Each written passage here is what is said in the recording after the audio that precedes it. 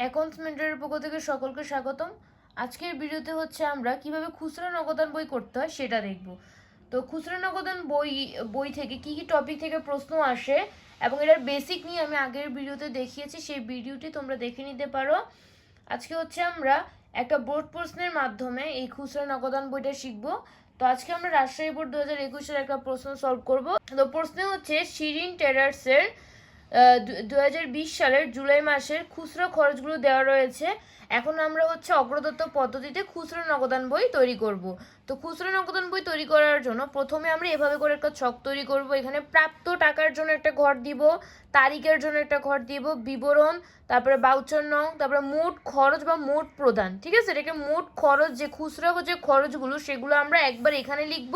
তারপর হচ্ছে এখানে আমরা এই মানে আমাদের একটা টাকাকে আমরা দুই ঘরে বসাবো। একটা হচ্ছে মোট খরচের মধ্যে বা মোট প্রদানের মধ্যে, আর একটা হচ্ছে এখানে ওই খরচটা কোন শিরোনামের মধ্যে পড়বে ওই শিরোনামের ভিত্তিতে আমরা ওই খরচটা এখানে বসাবো। ঠিক আছে, এখানে এটা হচ্ছে খুচরা খরচের বিশ্লেষণ। এখানে যে যে খরচগুলো দেওয়া থাকবে ওই অনুযায়ী আমরা এখানে শিরোনামগুলো বসাবো। যেমন কাগজ, তারপর কলম, কাগলি, কার্বন, এগুলো হচ্ছে মণিহারির ভেতর পড়ে।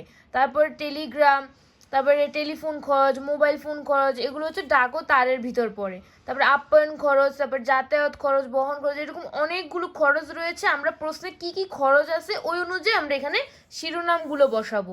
তো এখানে আমরা এখানে 4টা শিরোনাম ছিল। এখানে ডাক ও তার, মণিহারি, আপ্যায়ন এবং যাতায়াত। তো প্রথমে আমরা জুলাইয়ের 1 তারিখের দফাটা দেখব। এখানে হচ্ছে খুচরা নগদ তহবিল প্রারম্ভিক জের মানে ব্যালেন্স বিডি দেওয়া আছে। প্রারম্ভিক জের মানে হচ্ছে ব্যালেন্স বিডি। তো জুলাইয়ের 1 তারিখে আমরা এখানে ব্যালেন্স বিডি লিখে এই প্রাপ্ত টাকার ঘরে হচ্ছে 500 টাকাটা বসাবো।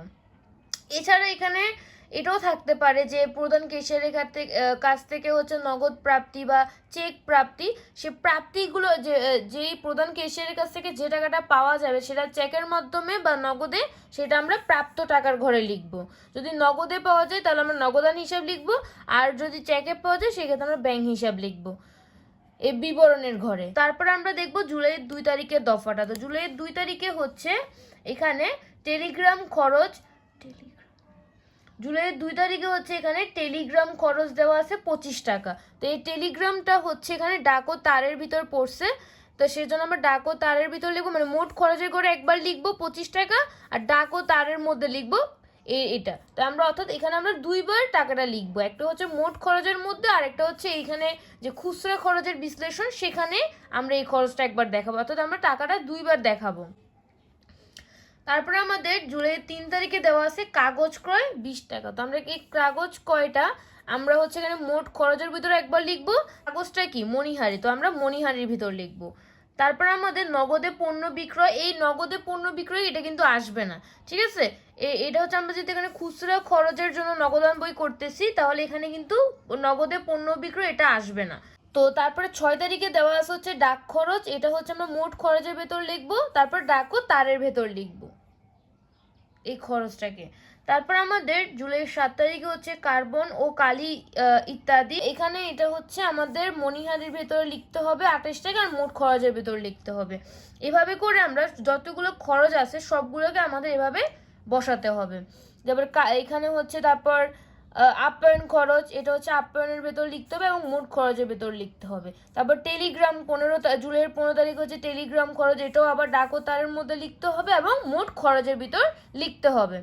তারপরে কাগজ, এটা হচ্ছে মণিহারের ভেতর লিখতে হবে এবং মোট খরচের মধ্যে দেখাতে হবে। তারপর রিক্সা ভাড়া, এটা হচ্ছে যাতায়াতের মধ্যে দেখাতে হবে এই খরচটাকে।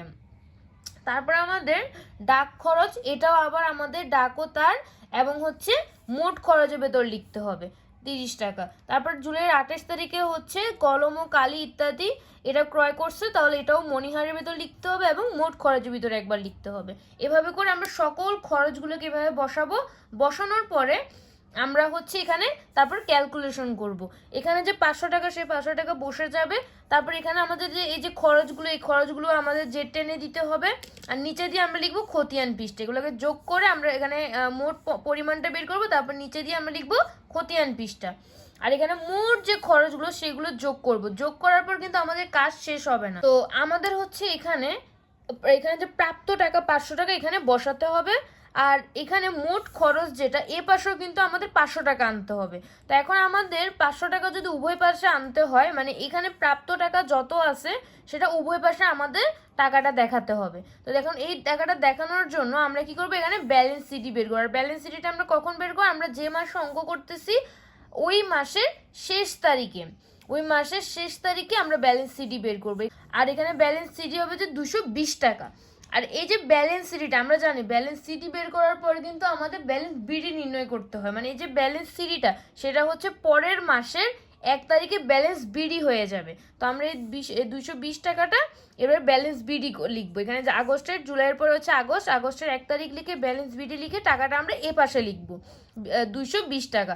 এখন অগ্রদত্ত পদ্ধতিতে খুচরো নগদান বই করলে আমাদের এখানে মানে এই 500 টাকাটা হ্যাঁ সমান করতে হবে। এখন এই সমান করার জন্য কি করতে হবে, এই যে 280 টাকা যেটা, মানে এখানে মোট খরচ যে 280 টাকা সেটা হচ্ছে পরের মাসে আবার আনতে হবে। মানে এই টাকাটা পরবর্তীতে হচ্ছে প্রধান ক্যাশিয়ারের কাছ থেকে, এই যে আগস্টের 1 তারিখে এই টাকাটা কিন্তু প্রধান ক্যাশিয়ারের কাছ থেকে পাওয়া যাবে।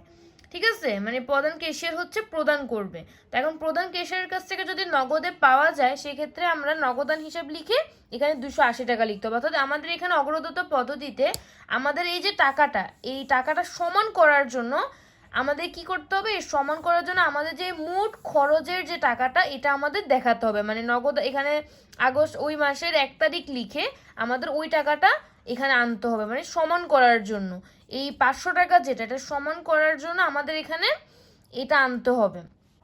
এটা ছিল হচ্ছে আমাদের খুচরা নগদান বই। আশা করি তোমরা সকলে বুঝতে পেরেছো।